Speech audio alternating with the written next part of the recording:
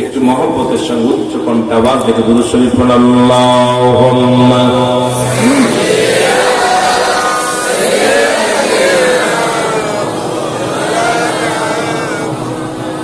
ওয়ালা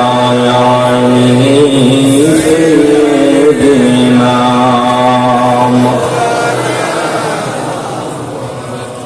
এ দুনিয়ার মুসলমান গভীর মনোযোগ। আল্লাহ তাআলা দয়া করে মায়া করে রিয়াজুল জান্নাহ বেহেশতের বাগানে আপনাকে আমাকে আসার মতো বসার মতো সুযোগ দান করল।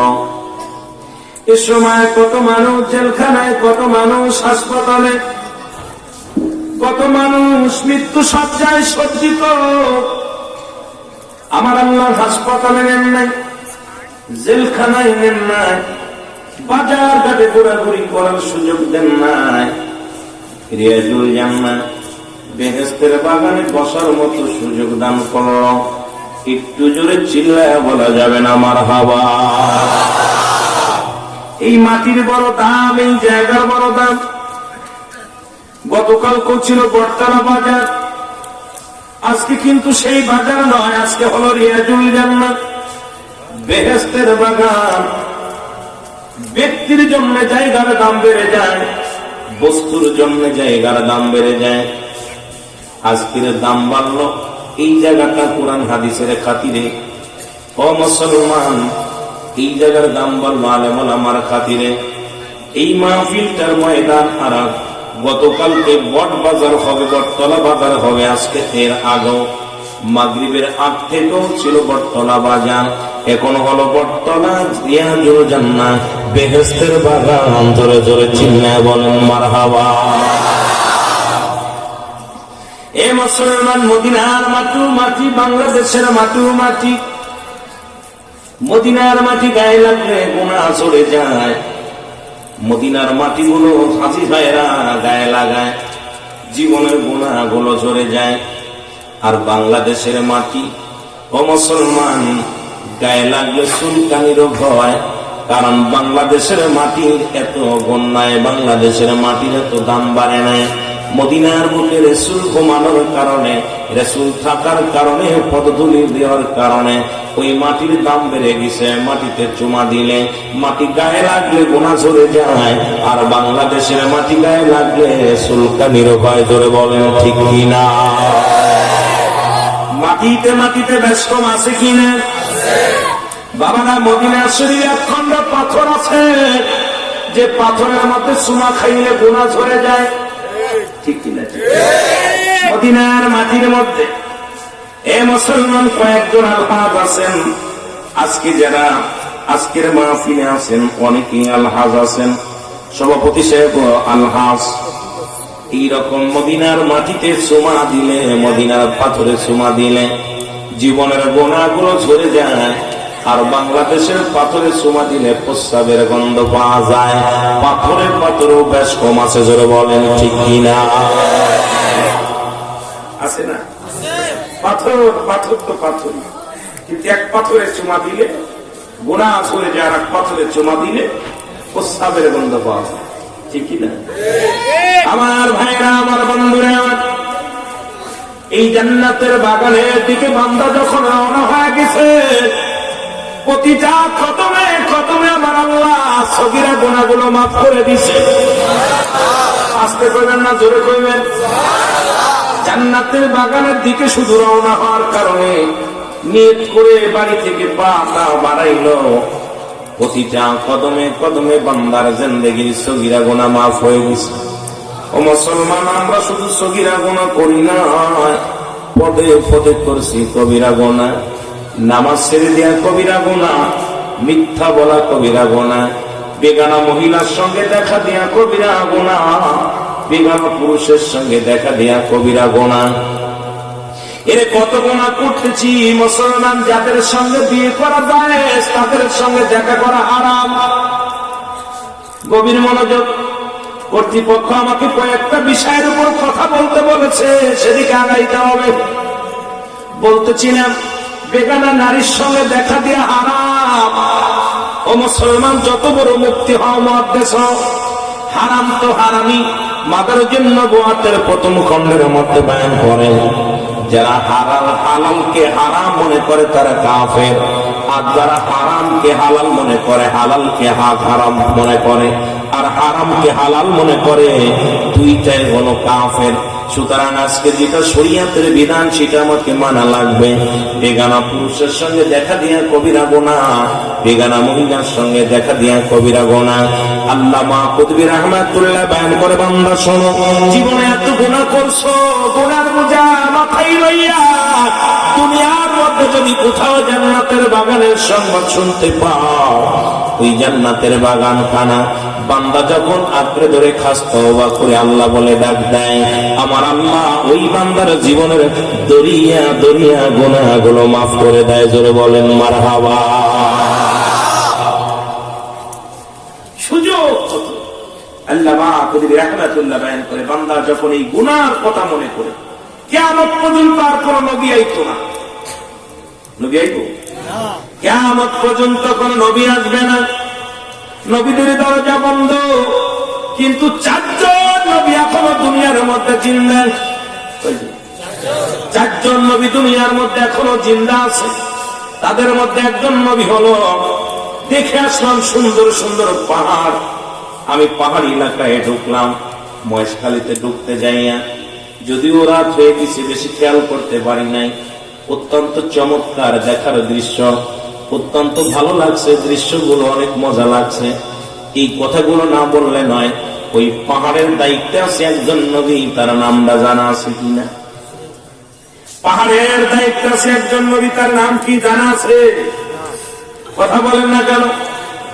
এই পাহাড়টা দেখাশোনার জন্য, পাহাড়টা নিয়ন্ত্রণ করার জন্য, এই মহেশখালীর জমিনে যতগুলো পাহাড় আছে এই পাহাড়গুলো দেখার জন্য আমার আল্লাহ একজন নবী নিয়োজিত করেছেন। সেই নবীর নাম হলো হযরত ইলিয়াস আলাইহিস সালাম। এখনো তিনি জিন্দা। জোরে জোরে চিল্লায় বলা যাবে না মারহাবা।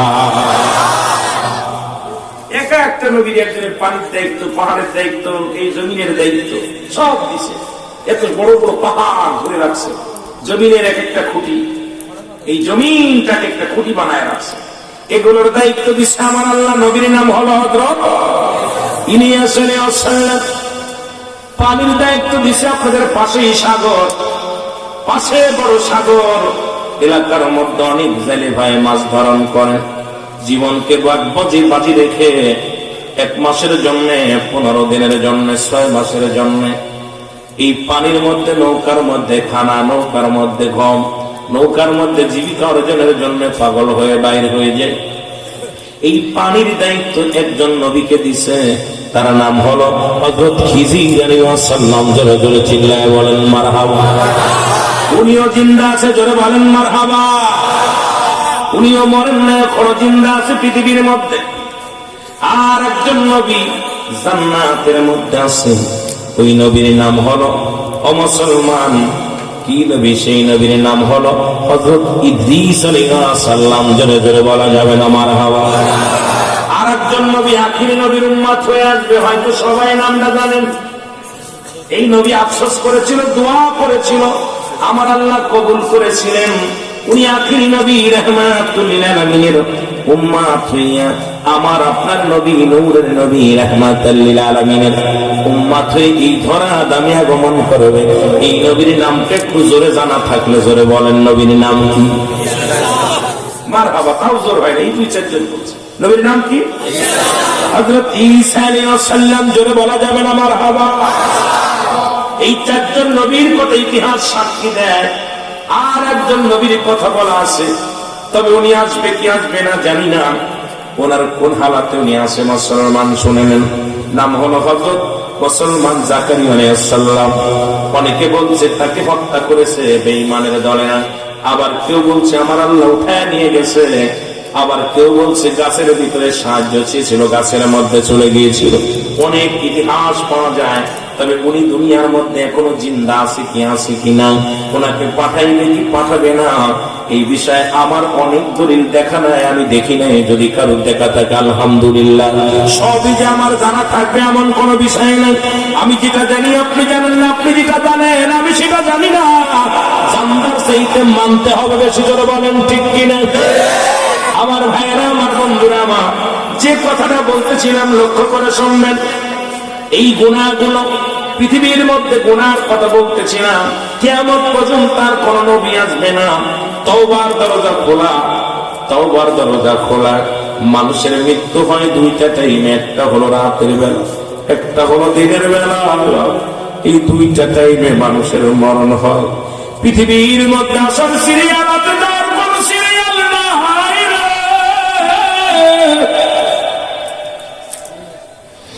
দেখা যায় দুনিয়ার মধ্যে বাবা জিন্দা, সন্তান নাই, দাদা জিন্দা, নাতি দুনিয়ার মধ্যে নাই। কি কখন চলে যাব কেউ বলতে পারি না। এই পৃথিবীর বুকে আসার একটা সিরিয়াল আছে, যার কোন সিরিয়াল না। আল্লাহ, এই তওবার দরজা খোলা আছে। যেহেতু দুইটা টাইমে মানুষের মৃত্যু হয়, একটা হলো রাতের বেলা, একটা হলো দিনের বেলা। দিন শুরু করেছিলাম, মৃত্যুবরণ করি নাই। রাত শুরু করেছি, এখনো মৃত্যুবরণ করি না। পরবর্তী সময় তোমার জন্য কি নিয়ামত বয়ে আনতেছে তুমি নিজেই জানো না। জোরে বলেন ঠিক কিনা। এই জন্য বেশি বেশি তওবা করেন, আমার সাথে তওবা করেন। আস্তাগফিরুল্লাহ রাব্বি মিন কুল্লি যামবিন আতুবু ইলাইহি। আস্তাগফিরুল্লাহ রাব্বি মিন কুল্লি যামবিন আতুবু ইলাইহি।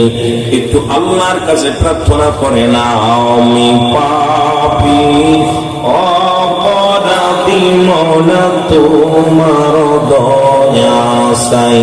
বলে না, আমি পাপী।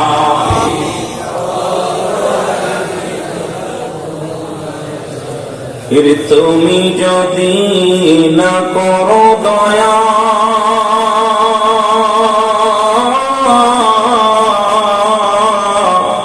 আমার হবে কি উপায়। আল্লাহ, তুমি যদি না করো দয়া, আমার হবে কি উপায়। আমি পাপী অপরাধী, মওলা তোমার দয়া চাই। বলে না, আমি পাপী।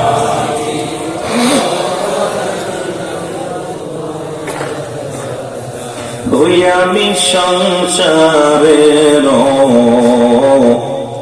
মায়ায় পড়িয়া,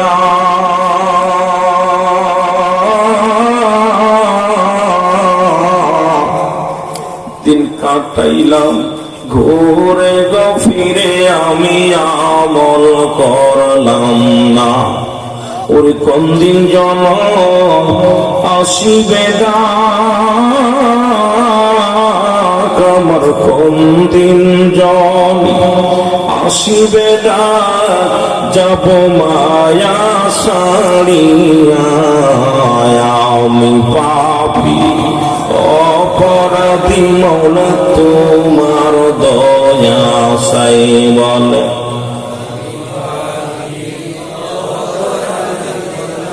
ভাই, মাহফিলে বসেছেন, দুইটা জিনিস পাওয়া যাবে, একটা রহমত, একটা গজল।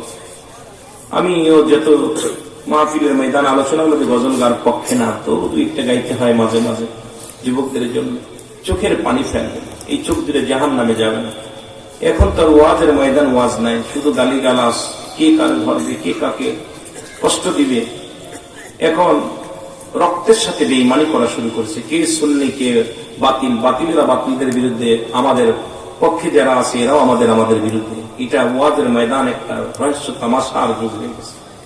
এখন মানুষ ইমান নিয়ে কবরে যাওয়া বড় দুরস্কারে। সাধারণ পাবলিক বিপদের আছে, কোনটা মানবো কোনটা মানবো না। রক্তের সাথে বেঈমান, যেন বলেন ঠিক কিনা।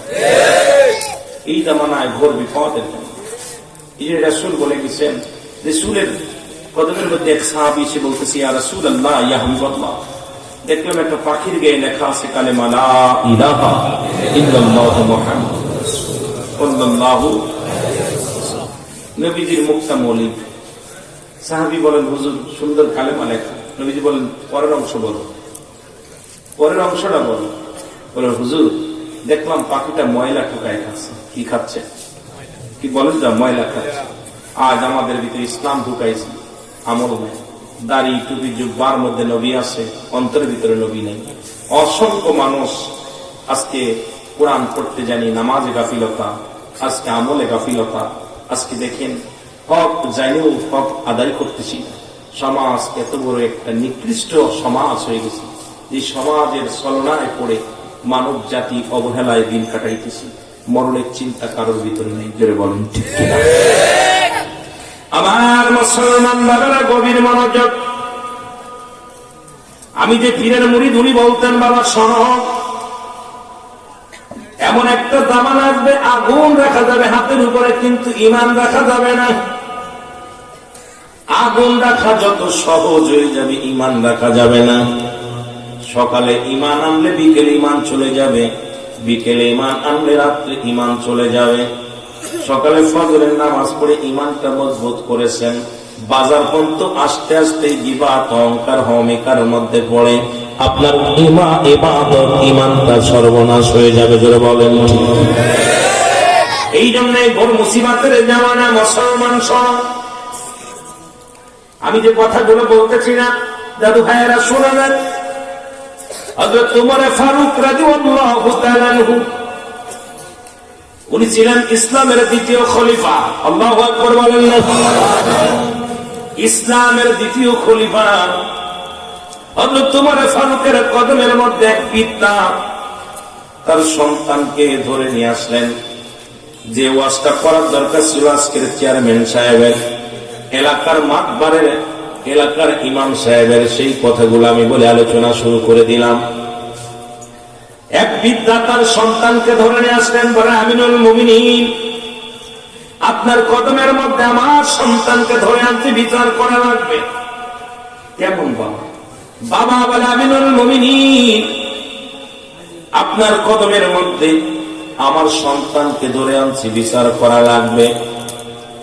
হযরত ওমর ফারুক রাদিয়াল্লাহু তাআলা আনহু ডাকতে বলেন, বিদ্যারে, উনি কি হয়? বলে, আমার ছেলে হয়।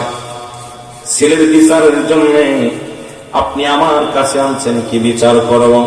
বলে, হুজুর এত গুরুতর অপরাধ করছে যেটা ক্ষমার যোগ্য নয়। খলিফা বললেন, কি অপরাধ করছে? বলেন, আপনি কি অপরাধ করেছেন? বলে, এক নাম্বার অপরাধ, আমার সন্তান এই পৃথিবীর মধ্যে মাদক সেবন করে। জোরে জোরে বলো আল্লাহু আকবার। এক নাম্বার অপরাধ হলো ছেলে মাদক সেবন করে, ইয়াবা, ফেন্সিডিল, ঠিক কিনা, এগুলো সেবন করে। দুই নাম্বার অপরাধ, আমার ছেলে জিনা ব্যভিচার করে। ভালো না খারাপ? জোরে বলেন, ভালো না খারাপ? তিন নাম্বার অপরাধ, তিন নাম্বার অপরাধ, ছেলে দুনিয়ার মধ্যে মানুষ হত্যা করেছে। এই তিনটা অপরাধ, গুরুতর অপরাধ করেছেন। খলিফা হযরত আমিরুল মুমিনিন ওমর ফারুকের চোখ দুটো বড় রঙিন হয়ে গেছে, লাল টকটক হয়ে গেছে। আগে একজন মুসলমানের ছেলে তিনটা অপরাধ, তিনটা অপরাধী, জঘন্যতম অপরাধ, এটা মেনে নেওয়া যায় না। দেখতে বলে, যুবক, ও যুবক, তুমি শোনো, উনি কি হয়? বলো, উনি আমার বাবা হয়। যে অভিযোগগুলো করছে, অভিযোগগুলো সত্য কি মিথ্যা? বলে, আমিরুল মুমিনিন, আপনি ন্যায়পরায়ণ একজন বাদশা, আপনার কাছে মিথ্যা বলবো না। উনি আমার বাবা হয়, ঠিক আছে, তবে যেগুলো অভিযোগ করেছে আপনার কাছে এগুলো ঠিক আছে। বলে, এগুলোর বিচার তুমি কি জানো? বলে, না, আমি কি বিচার হয় জানি না। বলে, নিশ্চিত তোমার মৃত্যুদণ্ড, তোমাকে কতল করা হবে। বলে, আমিরুল মুমিনিন, আপনি যে বিচার করবেন আমি মাথা পেতে মেনে নিলাম। যে বিচার করবেন সেই বিচারে আমি মেনে নিলাম। জোরে বলুন আল্লাহু আকবার। বলে 1 নাম্বার, তুমি মাদক সেবন করেছো, তোমার মৃত্যুদণ্ড। আরাম জিনিস ভক্ষণ করেছো, হুজুর মেনে নিলেন। 2 নাম্বার অপরাধ, তুমি জিনা করেছো। বলে জি হুজুর। তুমি কি জিনার বিধান জানো? যদি অবিবাহিত পুরুষ পৃথিবীর মধ্যে জিনা করে, ভালো করে লিখে নিবেন যুবক ভাইয়েরা, সামনে আসতেছে 14 ফেব্রুয়ারি ভালোবাসা দিবস, আর আজ হলো 10। একটু ভালো করে খেয়াল করবেন আমার যুবক সমাজ, আমার মা বোনেরা, গভীর মনোযোগ দিয়ে শুনবেন। বলে আমিনুল মুমিনিন, এবার আমার খলিফা তোমার ফারুক ডাকতে বলে যুবক,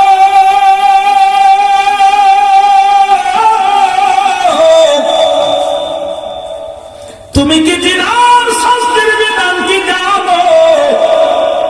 যুবক বলে হুজুর এটা আমি জানি না। বললেন যুবকরা, যদি পৃথিবীর মধ্যে ইসলামের বিধান হলো, যদি কোন অবিবাহিত যুবক, অবিবাহিত যুবতী, অবিবাহিত নারী, অবিবাহিত পুরুষ যদি জিনা করে, শাস্তির বিধান হলো 100 গুড়া তার গায়ের মধ্যে মারতে হবে। 100 গুড়া মারতে হবে।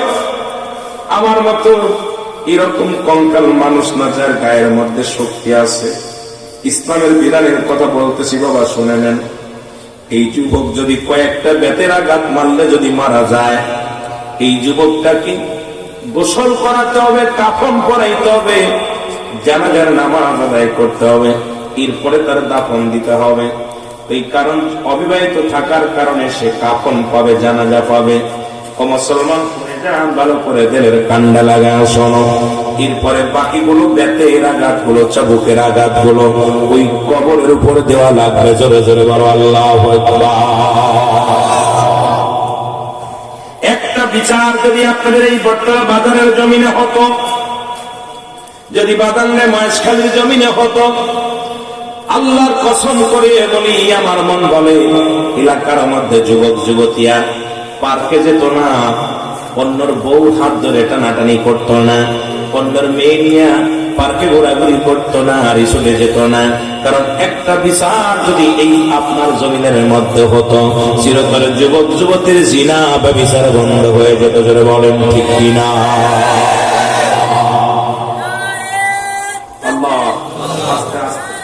বাবা ওয়াজ করে শেষ করতে পারবো না, সময় নষ্ট করলে আপনাদের লস হবে। তাকবীর দরকার আছে। এই যে সুন্দর একটা তাকবীর দিচ্ছেন, তাকবীরের বিষয়টা আমি একাধিকবার আলোচনা করেছি।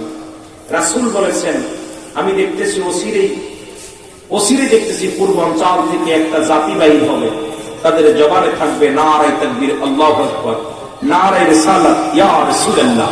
এই তাকবীর দিতে দিতে আমি নবীর রওজা পর্যন্ত আগমন করব। এখন মদিনার পরে পূর্ব দিকের দেশ বলতে মুসলিম দেশ বাংলাদেশটাকে বোঝায়। কোন দেশ? যেটা বলেন না, কোন দেশ? বাংলাদেশ। বাংলাদেশের পরে আর কোন মুসলিম কান্ট্রি নাই। সুতরাং আর বাংলাদেশের শেষ প্রান্তের লোক খাগড়াছড়ি, আপনার এই বা আপনাদের এলাকা কক্সবাজার, চট্টগ্রাম, কথা বোঝেন? আমার ভালো করে বুঝে নিন, আমার আর বুঝতে বাকি নেই। আমার ক্ষুদ্র জ্ঞান দ্বারা আমার মন বলে এখান থেকেই, এই কক্সবাজার চট্টগ্রাম থেকে আল্লাহ আর রাসূলের আশাদগণ নারায়ে তাকবীর, নারায়ে রিসালাত স্লোগান দিতে দিতে কাফেলা করে মদিনায় যাবে। যারা বলে আল্লাহু আকবার। আল্লাহ এই কাফেলার মধ্যে শরীক হওয়ার জন্য তৌফিক দান করে আল্লাহ। কারণ যেভাবে জুলুস করে, যেভাবে নবীর ইশকে দেওয়ানা, বাংলাদেশের অন্য কোনো জেলায় নেই, অন্য কোনো বিভাগে নবীর প্রেমিক পাওয়া যায়, কিন্তু এইরকম নবীর ইশকে দেওয়ানা পুরা পুরা চায়, এটা কঠিন ব্যাপার। জোরে বলেন ঠিক কিনা?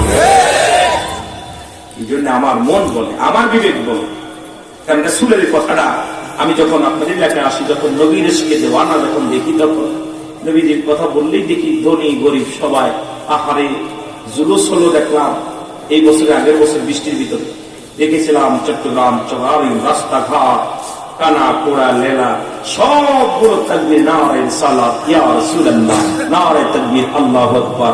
খবর দিতে দিতে দিতে আহলান সাহলান, আশ্চর্য হয়ে গেছিলাম যে নবীকে কত ভালোবাসলে এইরকম বৃষ্টির ভিতরে, রোদ বৃষ্টি নাই, পাগলের রাস্তায় নামতে পারে। আল্লাহ ওই কাফেলা যেন এখান থেকে শুরু হয়। জোরে বলুন মারহাবা, আরো জোরে বলুন। কষ্ট পান আমার ভাইয়েরা, আমার বন্ধুরা, আমার গভীর মনোযোগ। বিবাহিত পুরুষ যদি জিনা করে তো বিবাহিত, বিবাহিত পুরুষ যদি, বিবাহিত নারী যদি জিনা করে, অনেক বাবারা আছেন যারা মাসকে মাস নদীতে মাছ ধরেন, বিবি দিকে পরক্রিয়ার মধ্যে পড়ে যায়। ভালো করে শুনে নেন, যদি কোন বিবাহিত নারী, বিবাহিত পুরুষ যদি জিনা ব্যভিচার করে, শাস্তির বিধান হলো সর্বপ্রথম তার মাটির ভিতরে পুঁততে হবে নারী পুরুষকে।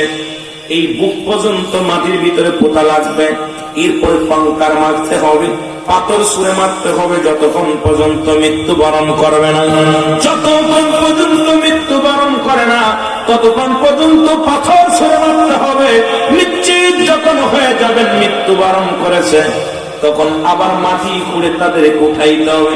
মুসলমান শুনে নেন, উঠায় তাদেরকে এই দুনিয়ার মধ্যে বিবাহিত নারী, বিবাহিত পুরুষ কোন গোসল পাবে না, বিবাহিত নারী, বিবাহিত পুরুষ কোন জানাজা পাবে না, বিবাহিত নারী, বিবাহিত পুরুষ কোন কবর পাবে না, তাদের দাফন হবে না। এদেরকে কুকুর শিলদের জন্য মানুষের সঙ্গে মুসলমান শুনে না, পৃথিবীর মধ্যে রাস্তার মধ্যে ছুঁড়ে মারতে হবে। এই লাশগুলো কুকুর শিলে খাবে, এই লাশকে দাফন করা যাবে না, কোন গোরস্থানে মাটি হালা করা যাবে না।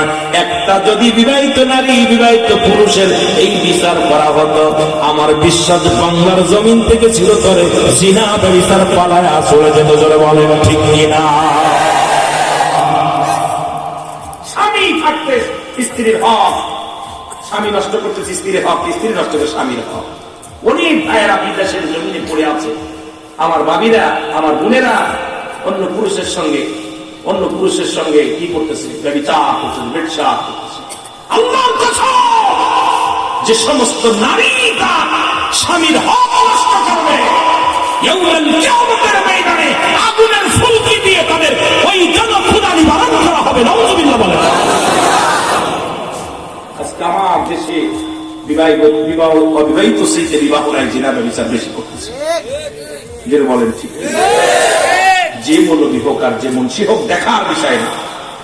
এটা হলো শরিয়াতের বিধান, এটা হলো শরিয়াতের ওয়াজ। তাহলে আপনি ইসলাম, যদি আপনি মুসলমান হয়ে থাকেন, ইসলামের বিধান মানা লাগবে কি লাগবে না? জোরে বলেন, মানা লাগবে কি লাগবে না?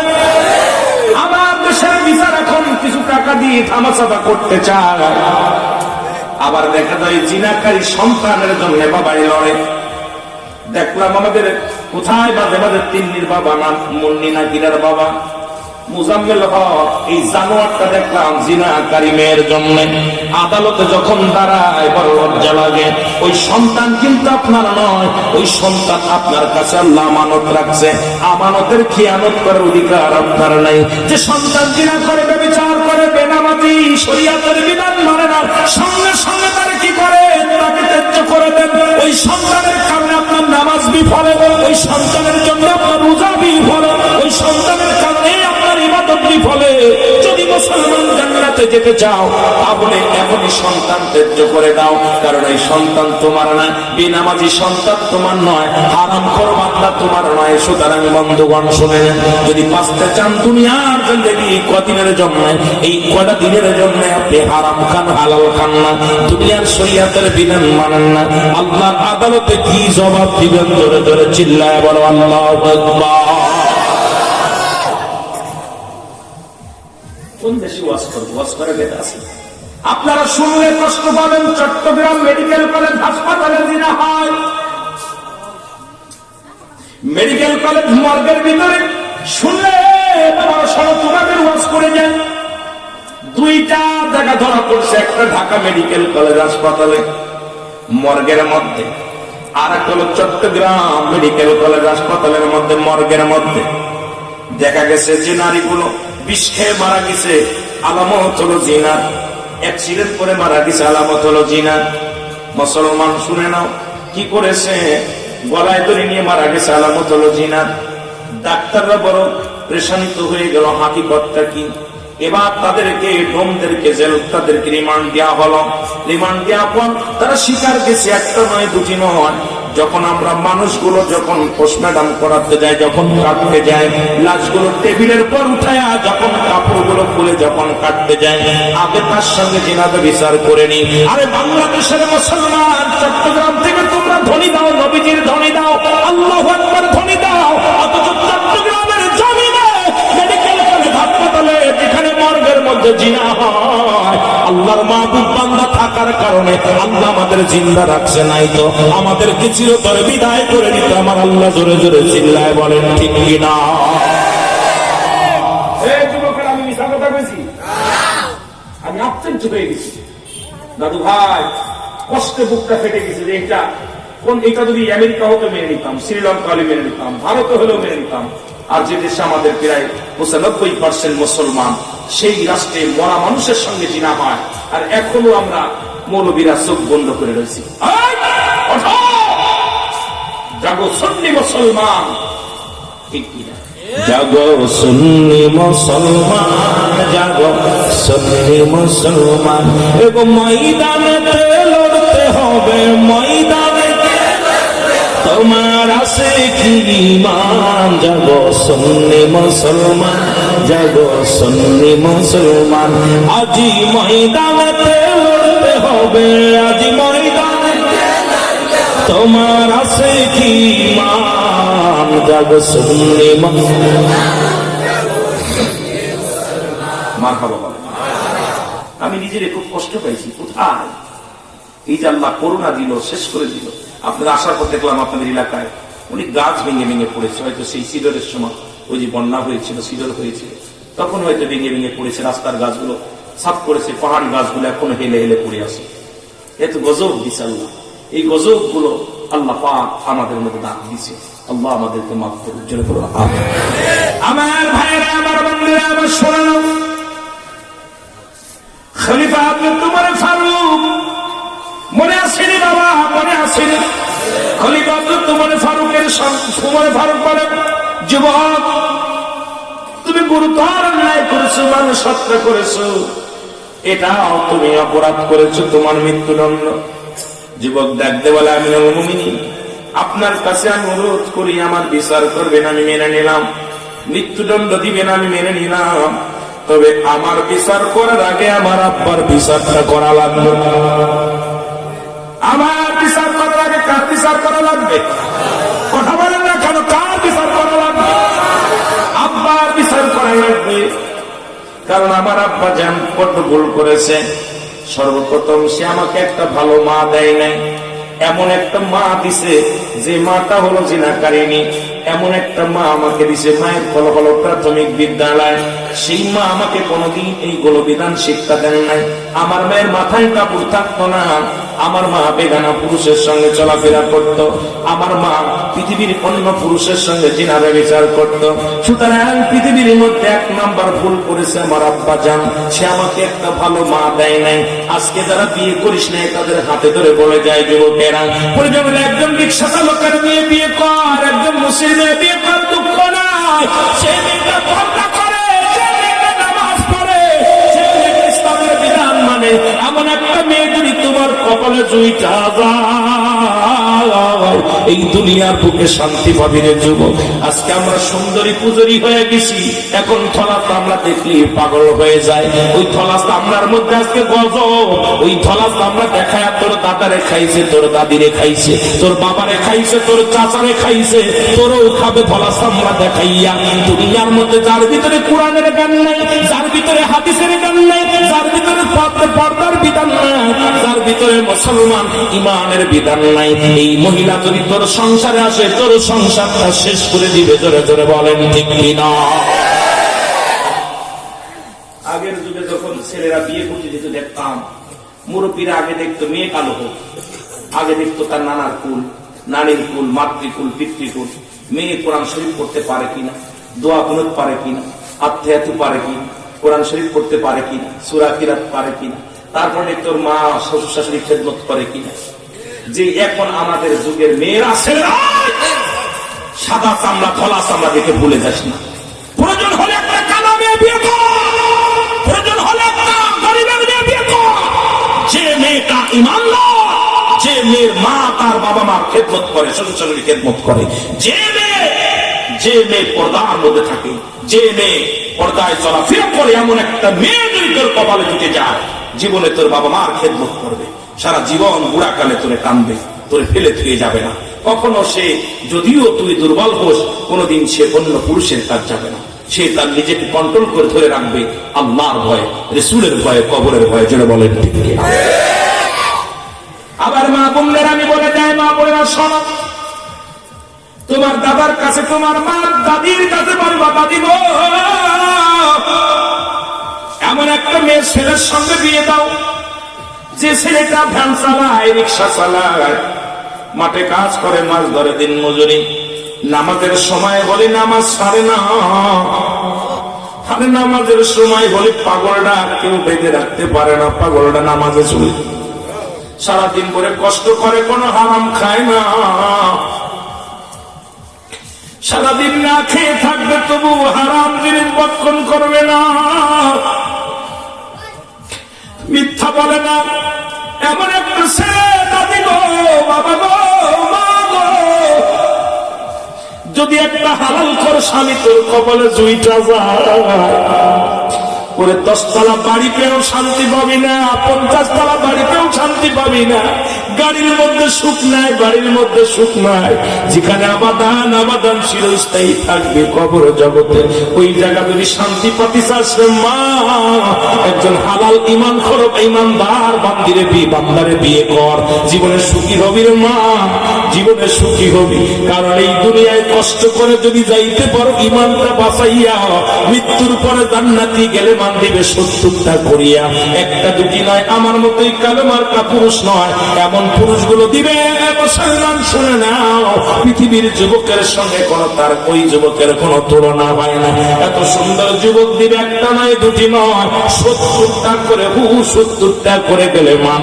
পুরুষের জন্য থাকবে 70টা করে নারী হুর, আর মহিলাদের জন্য 70টা করে 15 বছর পুরুষ গেলে মান থাকবে। এইগুলো আমার আল্লাহ তোরে জান্নাতের মধ্যে দান করবে। যখন তুই জান্নাতি হয়ে যাবি, জোরে জোরে চিল্লায় বলা যাবে না আমার হাওয়া। একটু কষ্ট কর মা, আজকে দুনিয়ার মধ্যে আমরা এর জন্য আজকে সুখের শান্তি সব চলে গেছে। এই জন্য বাবা তোদেরকে বলে যায়, তোদের অনুরোধ করে যায়, ধরা চামড়া দেখে ভুলে যাস না, এগুলো সমাজ নষ্ট করতেছে। তাই বলে তাদেরকে আমি বিরোধিতা করতেছি না। যে সমস্ত মেয়েগুলো দাউস, শুনে নাও, নবী বলছে দাউসের কথা, ওই দাউসের পিতা মাতাও বিনা হিসেবে জাহান্নামে যাবেন। দাউস কেন? যে সমস্ত মেয়েরা মেয়ে কুলে জন্ম নিয়ে ফ্যান শার্ট করে, সাত গায়ে দেয়, ভালো করে লেখে নে বাবা, দাউস হল ওই মেয়েরা যারা মেয়ে কুলে জন্ম নিয়ে ফ্যান শার্ট করে, সাত গায়ে দেয়, পুরুষের ন্যায় চলাফেরা করে, পুরুষের মতো কথাবার্তা বলে, পুরুষের মতো বাজার ঘাট সবকিছু করে, পুরুষের ন্যায় চলাফেরা, সবকিছু পুরুষের ন্যায়, এরা হলো দাউস। এই দাউস মেয়েদেরকে বিয়ে করা হারাম করছে আমার নবীজি, আমার আল্লাহ। সুতরাং দাউসের জন্য দাউস বৈধ, তোদেরকে অনুরোধ করে যায়, এইরকম দাউস একটা মেয়ে যদি হয়, আল্লাহর কসম তার বাবা মা বিনা হিসেবে জাহান্নামে যাবে। আমি আপনাদেরকে বলে যাই, আপনার মেয়েকে ফ্যান শার্ট পরাবেন না, আপনার মেয়েকে সাত গায়ে দিয়াবেন না, আপনার মেয়েকে বাজার ঘাট এইরকম বেহুদা করেন না, পুরুষের ন্যায় চলাফেরা তাদের শিক্ষা দিয়েন না, মেয়েকে মেয়ের মতো রাখেন। এর বর্তমান সমাজের বড় বড় বৈজ্ঞানিক, বড় বড় দার্শনিকরা গবেষণা করে পেয়ে গেল, এই পৃথিবীর মধ্যে 90% হিজড়াই হলো যে সমস্ত মেয়েরা ফ্যান শার্ট পরে, ওই মেয়ের ঔরস থেকে, ওই মেয়ের গর্ভে থেকে হিজলার পরিমাণ বেশি হয়। সুতরাং হিজলা হওয়ার জন্য দায়ী হলো ওই ফ্যান শার্ট, শার্ট লাগানো মেয়েরা। জোরে জোরে চিল্লায় বলো আল্লাহু আকবার। বিশ্ব গবেষণা করে দেখছে যে হিজলার পরিমাণ 90% হিজলা হলো যে সমস্ত মেয়েরা প্যান্ট পরে, শার্ট গায়ে দেয়, এদের গর্ভে থেকে আসছে, এদের গর্ভে থেকে 90% হিজলা পাই দিয়েছে। আজকে যে মুসলমান, ইসলামের বিধান কথা বলতে গেলে অনেকে কষ্ট পাচ্ছেন। যদি এরকম থাকেন শুধরায় যান। আবার মুসলমান গভীর মনোযোগ, 2 নম্বর অপরাধ, আমার আব্বা আমাকে একটা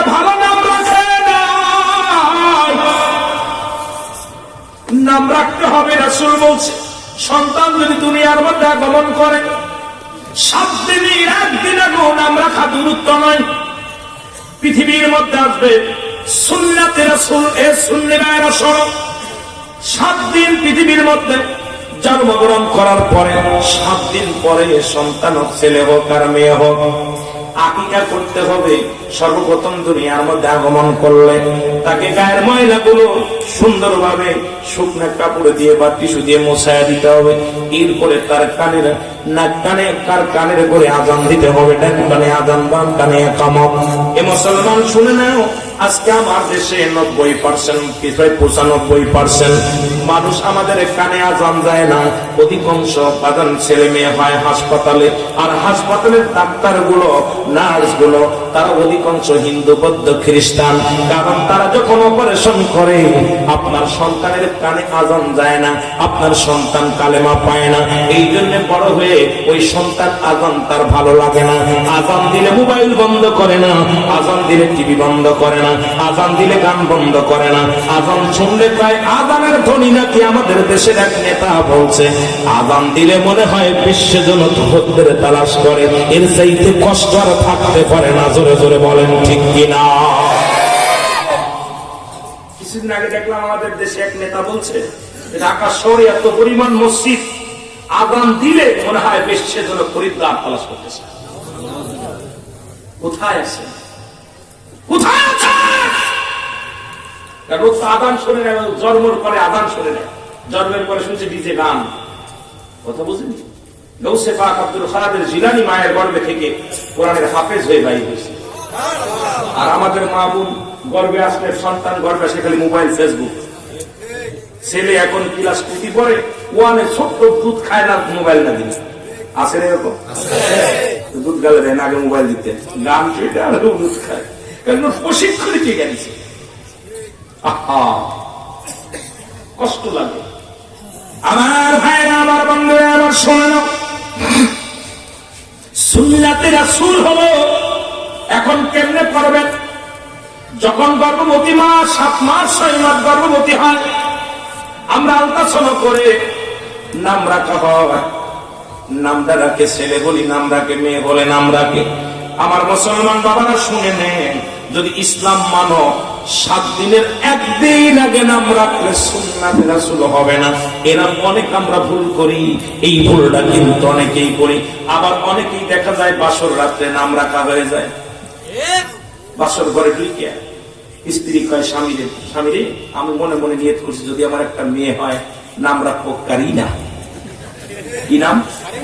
এখনো মিলন হয় নাই, এখনো দুজন কথাবার্তা কেবল চলতেছে, নাম রাখা হয়ে গেছে মেয়ের নাম। ছেলে বলতেছে বিবিরে, আমি তো মনে মনে করছি একটা ছেলে হবে, আমি ছেলে হলে আমার ছেলের নাম রাখবো শাহরুখ খান। কি খান? আইরে পোকা, তোর ওই সন্তান জীবনে নামাজি হবে, ওই সন্তান হবে বেনামাজি, বেয়াদব, চকলখোর, খুনি, নেতাখোর, মদখোর। কারণ রাসূল বলছে পৃথিবীর মধ্যে সন্তান ভূমিষ্ঠ হওয়ার পর 7 দিনের একদিন আগে নাম রাখা দুরূহ নেই। জোরে বলো আল্লাহু আকবার। নবীর কথা ওভারটেক করে বিয়ে করার পরে নাম রাখা যায়।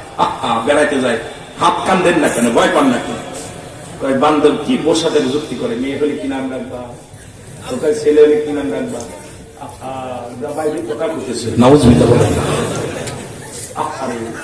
এই সন্তান আলেম হবে, এরপরে এখন 6 পরে পরের হাত ধরে টানাটানি করে, ছেলের হাত ধরে, আর হুজুর একটু দোয়া করেন, ছেলে পড়ালেও করে হুজুর দোয়া করে।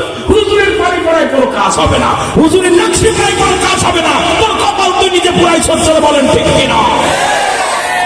দুর্নীতির ওই ডাক্তারায় বসে জাহির করে জ্ঞান, কলম দিয়া কামাই টাকা, কলম দিয়া কামাই টাকা, আবার ঘরে সাধুর ভানোরা, শিক্ষিত শয়তানোরা, শিক্ষিত শয়তানোরা। আওয়াজ হবে জোরে। এর দুর্নীতির ওই ডাক্তারায় বসে জাহির করে জ্ঞান, বলেন জাহির করে, এর কলম দিয়া কামাই টাকা, আবার ঘরে সাধুর ভানোরা, শিক্ষিত শয়তানোরা। ওরা হলো জাতির নাকি মহামারী মহাতন, ফাইলে কলম থাকাইয়া চালায় ওরা নির্যাতন। ঘুষের টাকায় ওদের ভুঁড়ি, ঘুষের টাকায় ওদের ভুঁড়ি করে দিতাম টান। ওরা শিক্ষিত আরো জোরে বলেন, ওরা শিক্ষিত শয়তান। ওরা আবার স্কুল কলেজের দিকটা ভাই দেখো না চোখ মেলিয়া, মেয়েরা সবই ছাড়িয়া আসে শুধু প্রেম লইয়া। খালি যোগ আর যোগ, বি বি যোগ সি, যোগের মধ্যে পালি কি জোরে কোন ঠিক খালি যোগ। কিন্তু মাঝে মাঝে মসজিদের বারান্দাও লিখিত আর যোগ বি, বি যোগ সি, জোরে বলেন ঠিক কি। জিগাইলাম এক ছেলে, এই বি যোগ বি লিখে রাখছে, তাহলে কি বুঝাইছে? বিতে বাবু, বিতে বিটি আম শাসন বোঝেন না। আমি তো বুঝলাম না, তো কত বুঝেননি। ক্লাসের মধ্যে ঢুকে খালি দেখি ওয়ালের মধ্যে খালি যোগ লেখা, খালি শব্দের যোগ লেখা, ইটতে যোগ লেখা, এর মধ্যে জন্য বলেন ঠিক কিনা। আবার স্কুল কলেজের দিকটা ভাই দেখো না চোখ মেলিয়া, ছেলেরা সবই ছাড়িয়া আজ শুধু প্রেম লইয়া। তার সঙ্গের সাথী অচরতে তার সঙ্গের সাথী হইতেছে মস্তান। ওরা শিক্ষিত শয়তান, ওরা শিক্ষিত শয়তান। ওরা রাগ করেন। আগের যুগে তারাও লেখাপড়া করছে, তাদের হাতে থাকতো কলম খাতা বই, আর আমাদের ছেলেদের হাতে থাকে পিস্তল ডেগা জেলে থাকছে। রে বিশ্ববিদ্যালয়ে গিয়ে যায় দেখি মাঠ পকেটের মধ্যে বড় বড় এইরকম রামদানি নিয়ে বলে বাবা বাবা। যাদের হাতে থাকার দরকার ছিল কলম, যাদের হাতে থাকার দরকার ছিল বই, যাদের হাতে থাকার দরকার ছিল খাতা, তাদের হাতে পিস্তল। ফিরাই আমরা দেখি ফেসবুকে, জোরে বলেন ঠিক কিনা। দেখি না হাইরে লেখাপড়া সব শেষ। এখন লেখাপড়া চলে গেছে ওই যে শরীফা থেকে শরীফ, নাকি শরীফ থেকে শরীফা, শরীফ থেকে গোলাপানো এরকম লেখাপড়া। এখন অস্ত্র ঢুকাচ্ছে ভিতরে, কথা বলতে নিবা সন্ত্রাস। হিসাব করে মিলাইবেন দেখবেন বাংলাদেশে প্রায় 100% বললে ভুল হবে, বাংলাদেশে 100% মানুষ ঘুষখোর হলো শিক্ষিতরা, জোরে বলেন ঠিক কিনা। সুশিক্ষায় শিক্ষিত হতে পারে, সুশিক্ষায় শিক্ষিত না হতে পারে। কারণ আমার কৃষক ঘুষ খায় না, ভ্যান চালক ঘুষ খায় না, রিক্সা চালক ঘুষ খায় না। ঘুষ খায় বড় বড় ডিগ্রি নিয়ে বিদেশ থেকে চেয়ার দখল করছে, মন্ত্রণালয়ে বসা পয়সা লক্ষ লক্ষ টাকা ঘুষ খায়, জোরে বলেন ঠিক কিনা। আবার তারা ভাষণ দেয়, নীতির ভাষণ। নেতার ভাষণ শুনলে একদম পাত্রে মাথা মতো জলে, জোরে বলেন ঠিক কিনা। ভাষণ দেয় ঈদের ময়দানে দাঁড়াইয়া, মাহফিলের ময়দানে, অথচ দেখা যায় অফিসে বইয়া বইয়া আজকে তিনি 60,000 70,000 কামাইছে। কথা কন না কেন, কথা কন না। বিদেশ থেকে ডিগ্রি নিয়া আইয়া এই সমস্ত ছেলেরা যারা ঘুষ ছাড়া তাদের কলম চলে না, এরা কি মানুষ নাকি অমানুষ? বলেন মানুষ না অমানুষ? যে ডাক্তারের কাছে রুগী মারা যায়, অপারেশন করে না টাকার জন্য, এই ডাক্তার কি মানুষ না অমানুষ? যারা বলেন মানুষ তো অমানুষ? শিক্ষকের কাছে প্রাইভেট না পড়লে ফেল করায় দেয়, শিক্ষক কি মানুষ না অমানুষ? যারা বলেন মানুষ তো অমানুষ? বন্ধু, এখন যে সন্তান বুড়া বয়সে তার বাবা মারও ভাত দেয় না, কি মানুষ না অমানুষ? যারা বলেন মানুষ না অমানুষ? এখন আপনি বুকে হাত দিয়ে বলেন কয়টা মানুষ বসে আছেন? বুকে হাত দিয়ে নিজের কথা নিজে বলেন। অ্যারিস্টটল, সক্রেটিস এই যে বই লেখাপড়া বলছেন, নো thyself, নিজেকে নিজে চিনতে হবে। আমি এখন নিজের প্রতি প্রশ্ন করেন, আপনি কে? এখন আপনি আজকে দেখা যায় অফিসে বইয়া বিদেশ থেকে ডিগ্রি নিয়ে আসতে কত কষ্ট করে, আহা, আবার আমাদের রাস্তায় দাঁড়ায় দাঁড়ায় মাঝে মাঝে 20 টাকাও ঘুষ খায়। 20 টাকা 10 টাকাও হুজুর নাই, 10 টাকা হুজুরের কাছে চায় না, চাই ড্রাইভারের কাছে। ওই দাঁড়ায় আছে না, কষ্ট করে 50 টাকা দিয়ে যা, যেরকম ঠিক কিনা। আইনে দুর্নীতি, আজকে সরকার 70,000 80,000 1 লাখ টাকা বেতন দেয়, তারপরে ওই জানোয়ারগুলো তাদের ঘুষ ছাড়া তাদের চলে না। এই ঘুষখোর, সুদখোর, জিনাখোর আমার সমাজ শেষ করে দিল, জনগণের ঠিক কিনা। আমার সমাজ শেষ করে দিল। সুদ খা হারাম না হালাল? জোরে বলেন হারাম না হালাল? ঘুষ খাওয়া হারাম না হালাল? জিনা করা হারাম না হালাল? শুয়োরের গোশত খাওয়া হারাম না হালাল? সত্যি তো? শুয়োরের গোশত খাওয়া হালাল? কি আপনাদের বাজারে সকালবেলা একটা মোষ জব করবেন, একটা গরু জব করবেন, পাশাপাশি একটা শুয়োরও জব করবেন। এটা পাশে রেখে দিয়ে যে ঘুষ করে আপনারা ছিলেন, ঘুষ করে আইলে যখন গরুর গোশ কিনতে এদিকে আসেন, খাচ্ছেন তো বই আর ঘুষ খান তো সুদ, এইটা তো আপনার জন্য না, আপনি এটা লয়ে যান পাশে। কত বুঝেন নি? পারবেন নি কইতে? যদি ইমান থাকে, আমি বলতেছি যারা ঘুষ করে আপনারা ছিলেন, আগামীকাল থেকে বলেন ঘুষখোর রুহুল আমিন সিদ্দিকী, সুদখোর রুহুল আমিন সিদ্দিকী, জিনাখোর রুহুল আমিন সিদ্দিকী, একবার লজ্জা দিয়ে শুরু করেন, দেখবেন ওর চরিত্র পরিবর্তন হওয়ার জন্য চেষ্টা করবে। যেটা বলেন ঠিক কিনা? খাবি ঘুষ আর একাই হালাল খাদ্য খাবে, কিনার সময় হালাল খাদ্য। আর গরিব মানুষ, আমার বিশ্বাস এই সুদ করার ঘুষ করে যদি গোশ কিনা বন্ধ করে দেয়, আমার দেশে গরুর গোশত 100 টাকা 150 টাকা কেজি হবে।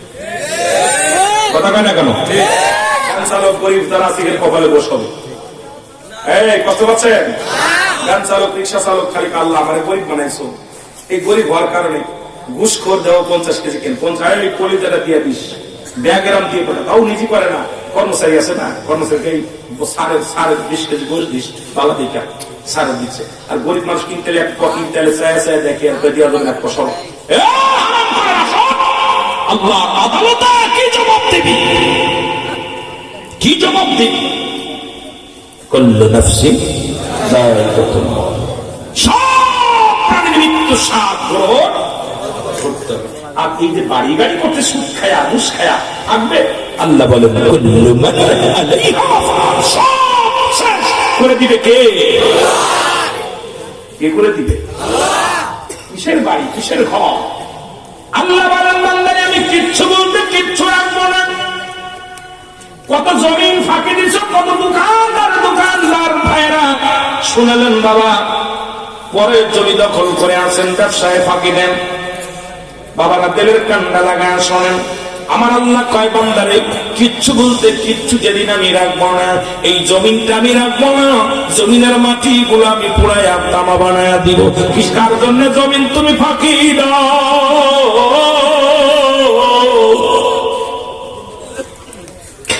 বান্দারে তুমি কার জন্য তুমি জিনা করলা, কার জন্য তুমি সুদ খাও, কার জন্য ঘুষ খাও, কার জন্য বাড়ি গাড়ি করলা? এই দুনিয়ার সম্পদ খাবে লোকে, তোমার দেহটা খাবে পোকে।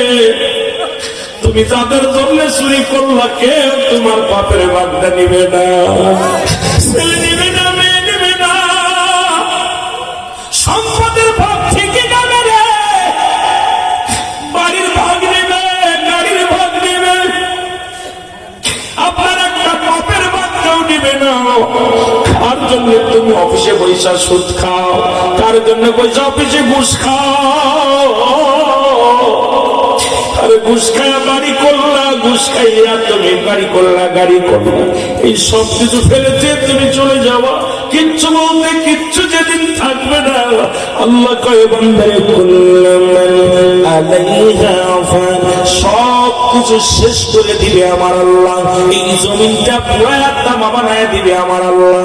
এই জমিনের মধ্যে যত পানি আছে সমস্ত পানিগুলো পুরায়া ছাই বানায় দিবে আমার আল্লাহ। যেদিন কিচ্ছু বলতে কিচ্ছু থাকবে না, সেদিন থাকবে শুধু আমার আল্লাহ। আল্লাহ থাকবে আমার নবীর ভালোবাসা নিয়ে, জোরে জোরে চিল্লায় বলা যাবে না মারহাবা। এরে আমরা গুনাহগার গনবী, আমরা গুনাহগারে বলো, আমরা গুনাহগার গনবী, হে ও নবী গো আমরা গুনাহগারে বলো, সালাত সালাম জানাই, সালাত সালাম জানাই আপনার পরে। ও নবী গো আমরা গুনাহগারে বলো, আমরা গুনাহগার গনবী, আমরা গুনাহগারে বলো, আমরা গুনাহগার গনবী, আমরা গুনাহগারে। ও নবী গো ও নবী ও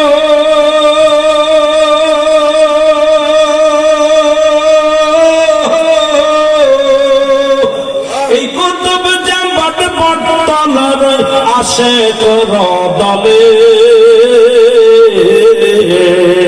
আপনার প্রেমে কান্দি, আপনার প্রেমে কান্দি, দেখা দেওয়া আমারে ও নবী গো। আরো জোরে বলেন, আমরা গুনাহগার গো নবী, আমরা গুনাহগারে নবী, আমরা গুনাহগার গো নবী, ও নবী গো, ও নবী ও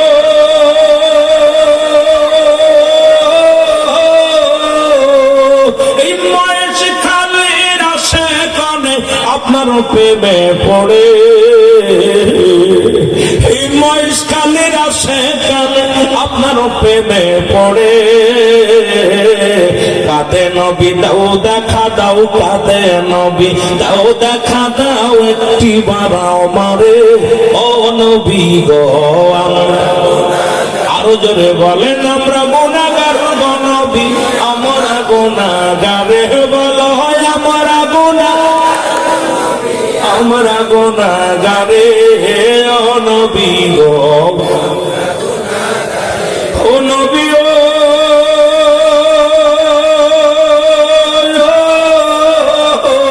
দাও দেখা দাও দয়াল নবী, একটিবার আমারে দাও দেখা দাও দয়াল নবী, একটিবার আমারে দাও গো দেখা দয়াল নবী, দাও গো দেখা দয়াল নবী, মাহফিলের খাতিরে ও নবী গো। আরো জোরে বলেন, আমরা গুনাহগার গো নবী, আমরা গুনাহগারে বলো, আমরা গুনাহগার গো নবী, ও নবী গো।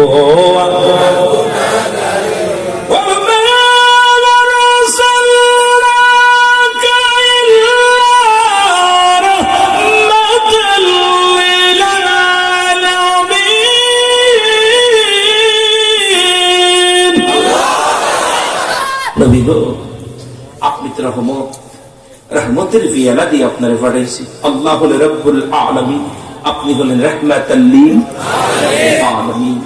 আপনার দয়া ছাড়া বাঁচার উপায় নেই, আপনার করুণা ছাড়া বাঁচার উপায় নেই। আমরা আশিকদেরকে খালিয়াতে ফিরাই দিও না আমার আল্লাহ, আমার নবীর খাতিরে জোরে বলো মারহাবা। মহব্বতের সঙ্গে দুরূদ শরীফ পড়েন, আল্লাহুম্মা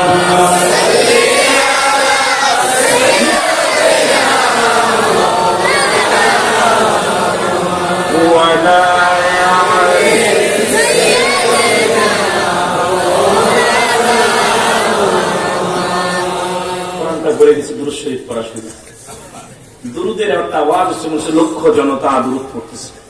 নবীর উপর একবার দুরুদ পড়লে 10টা গুনাহ মাফ, একবার পড়লে 10টা নেকি তার আমল নামায়, একবার পড়লে 10টা পুরস্কার দিব আমার আল্লাহ। নবীর উপরে দুরুদ পড়লে খুশি ফেরেশতা, নবীর উপরে দুরুদ পড়লে খুশি হয় আমার আল্লাহ, নবীর উপরে দুরুদ পড়লে খুশি হয় আমার নবী। সুবহানাল্লাহ, আরো জোরে। এই জন্য আপনাদের কাছে এটা পড়াশোনা করবো। ওয়াজ কিন্তু রেখে গেছি ওই যুবকের দিকে, কথা মনে না মনে থাকতেন না, বুইলা গেলে আপনাদের লস। আমি কিন্তু বুইলা দেখতেছি না, তবুও অনেক ওয়াজ বাইরে করছে, অনেক দিকে চলে যাচ্ছি। তো নবীজি যে কাজ করলে আমার আল্লাহ খুশি হয়, সেই কাজ করলে বর্তমান যুগের কিছু মৌলবীরা বেজার হয়। আমি আপনাদের কাছে জানতে চাই, আপনি কি আল্লাহরে খুশি করবেন না মৌলবীরে খুশি করবেন? মৌলবী ভালো লাগে না, ইমামতি ছেড়ে চলে যায়, ভালো লাগে না, ইন্ডিয়া চলে যায়। কিন্তু যে কাজ করলে আমার নবীজি খুশি হয়, সেই কাজ করলে বর্তমান কিছু আলেমরা বেজার হয়। আপনাদের কাছে জানতে চাই, নবীরে খুশি করবেন না আলেমরে খুশি করবেন? ভালো তো কথা কইতে নেই। এখন আলেমদের মধ্যে একদল বেঈমান আছে, আল্লাহ কমিনান নাস, মানুষের মধ্যে মায়া করলে তারা বলবে আমান্না তার ঈমান আনসা বিল্লাহি, আল্লাহর প্রতি আমি ইয়াউমিল আখিরাতে বিশ্বাস স্থাপন করছে, ওয়া আকুম বিমুমিনিন। আল্লাহু আকবার বলেন। আল্লাহ বলে হাবিবে একদল বেঈমান আপনার কদমের মধ্যে যাবে, ওরা বলবে আমরা ঈমানদার। নবীর কদমের মধ্যে বেঈমান গুলো যেত। আমাদের মধ্যে এরকম কিছু সুন্নি আছে, কথা বুঝেননি, আসি নাই যে বলবো বল না, এরা যখন অনেক সময় সুরত ধরে দেখা যায় সুন্নিদের ভিতরে আইলে কয় আমি কোড়া সুন্নি, আবার যখন বাতিলদের ভিতরে যায় কয় বধুর নিয়ে আমি তো গেছিলাম একটু ওদের ঠাট্টা মারতে, জোরে কথা বুঝতে নিবা।